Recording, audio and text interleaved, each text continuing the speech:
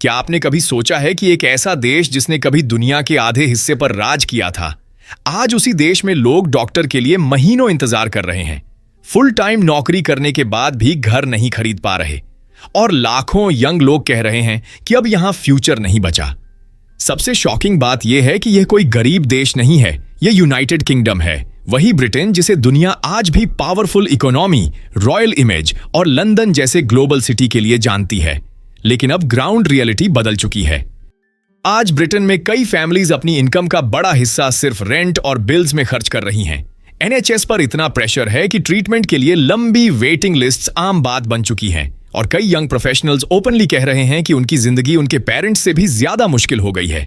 सवाल यह है कि आखिर ऐसा क्या हुआ कि कभी दुनिया को कंट्रोल करने वाला देश आज खुद अपनी इकोनॉमी, हेल्थ केयर और लिविंग स्टैंडर्ड्स को संभालने के लिए स्ट्रगल कर रहा है? और सबसे बड़ा सवाल, क्या ब्रिटेन धीरे धीरे डिक्लाइन की तरफ बढ़ रहा है? हाँ, आज हम बात कर रहे हैं ब्रिटेन की उस साइलेंट क्राइसिस की जिसके बारे में दुनिया में अब सीरियस चर्चा होने लगी है। क्योंकि यह सिर्फ इन्फ्लेशन या पॉलिटिक्स की कहानी नहीं है, यह उस सिस्टम की कहानी है जो बाहर से मॉडर्न दिखता है लेकिन अंदर से धीरे धीरे कमजोर होता गया। और यही वजह है कि आज ब्रिटेन के लोग सिर्फ सरकार से नहीं बल्कि पूरे सिस्टम से फ्रस्ट्रेटेड दिखाई देते हैं। लेकिन इस कहानी को समझने के लिए थोड़ा पीछे जाना जरूरी है।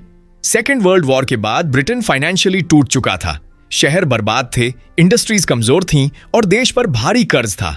उस समय सरकार ने फैसला किया कि लोगों को स्टेबिलिटी देने के लिए एक नया वेलफेयर सिस्टम बनाया जाएगा। इसी दौर में एनएचएस बना, यानी ऐसा हेल्थ केयर सिस्टम जहां हर नागरिक को फ्री ट्रीटमेंट मिले। लाखों नए घर बनाए गए, बड़े इंडस्ट्रीज गवर्नमेंट कंट्रोल में गए और लोगों को लगा कि अब ब्रिटेन फिर से मजबूत बन जाएगा।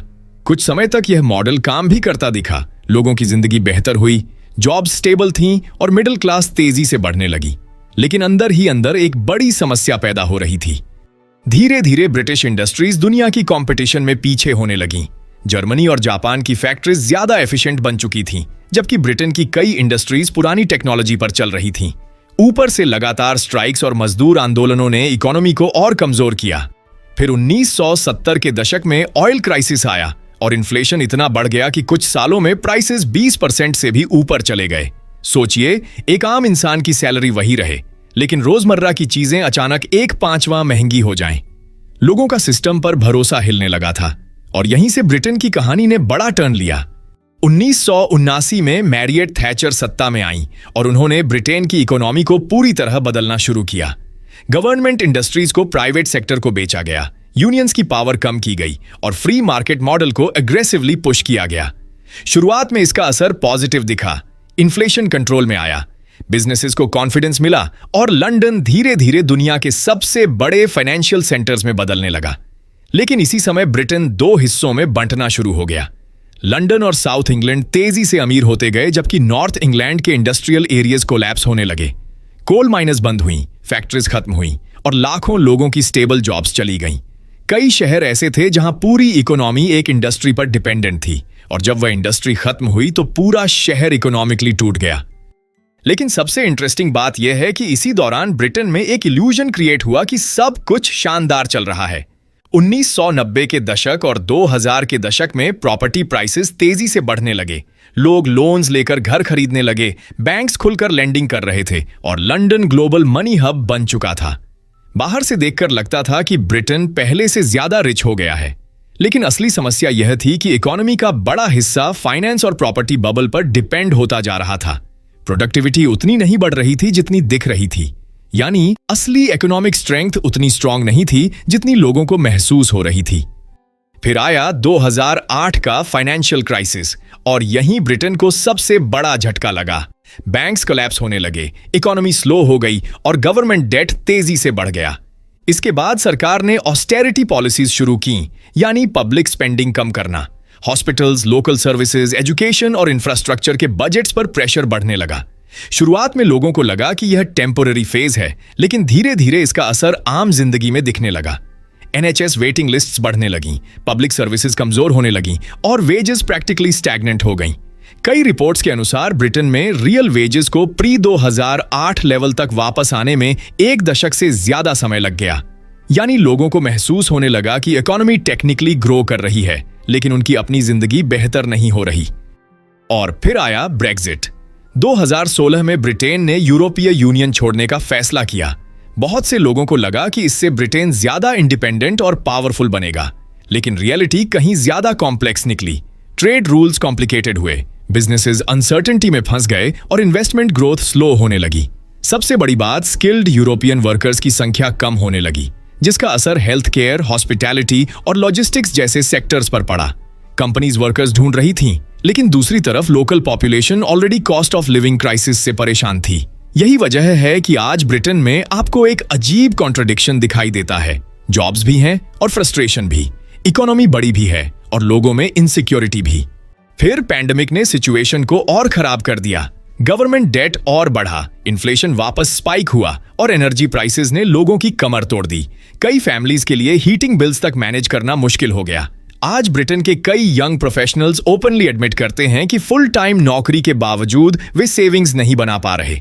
लंदन में सिचुएशन इतनी एक्सपेंसिव हो चुकी है कि कई लोग अपने वर्क प्लेस से घंटों दूर रहने को मजबूर हैं, क्योंकि सिटी के अंदर रेंट अफोर्ड करना पॉसिबल नहीं रहा। कुछ लोग डेली 2 से 3 घंटे कम्यूट कर रहे हैं। सोचिए, आप एक डेवलप्ड कंट्री में रहते हो, अच्छी नौकरी करते हो, लेकिन फिर भी घर खरीदना ऑलमोस्ट इम्पॉसिबल लगता है। यही फ्रस्ट्रेशन धीरे धीरे नेशनल मूड बन चुकी है।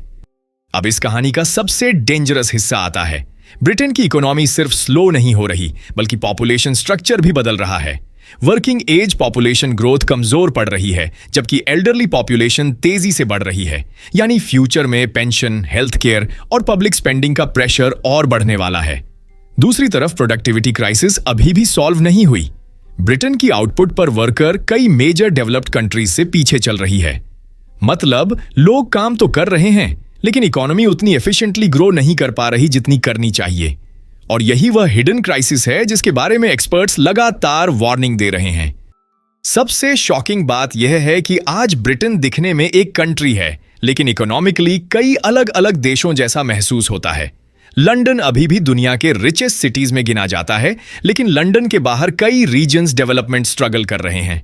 कुछ एरियाज में अपॉर्चुनिटीज और सैलरीज यूरोप के टॉप रीजन्स जैसी हैं, जबकि कुछ जगहों पर स्टैग्नेशन सालों से चल रहा है। यही इनइक्वालिटी अब सोशल फ्रस्ट्रेशन में बदलती जा रही है। और शायद यही वजह है कि आज ब्रिटेन के कई यंग लोग अपने फ्यूचर को लेकर पहले जितने कॉन्फिडेंट नहीं हैं। कुछ ऑस्ट्रेलिया जा रहे हैं, कुछ कनाडा और कुछ यूरोप के दूसरे देशों की तरफ देख रहे हैं, क्योंकि उनके लिए सवाल सिर्फ सैलरी का नहीं है, सवाल क्वालिटी ऑफ लाइफ का है। अगर एक डेवलप्ड कंट्री में भी स्टेबल फ्यूचर गारंटी नहीं है, तो फिर लोगों का सिस्टम पर ट्रस्ट धीरे धीरे कमजोर होने लगता है। अब ब्रिटेन एक टर्निंग पॉइंट पर खड़ा है। अगर प्रोडक्टिविटी, हाउसिंग, हेल्थ केयर और रीजनल इनइक्वालिटी जैसी स्ट्रक्चरल प्रॉब्लम सॉल्व नहीं हुई, तो आने वाले साल और चैलेंजिंग हो सकते हैं, क्योंकि किसी भी देश की असली ताकत सिर्फ उसकी मिलिट्री या जीडीपी नहीं होती, बल्कि यह होती है कि उसके अपने लोग अपने फ्यूचर को लेकर कितना कॉन्फिडेंट महसूस करते हैं। और आज ब्रिटेन की सबसे बड़ी लड़ाई शायद इकोनॉमी से ज्यादा ट्रस्ट की लड़ाई बन चुकी है।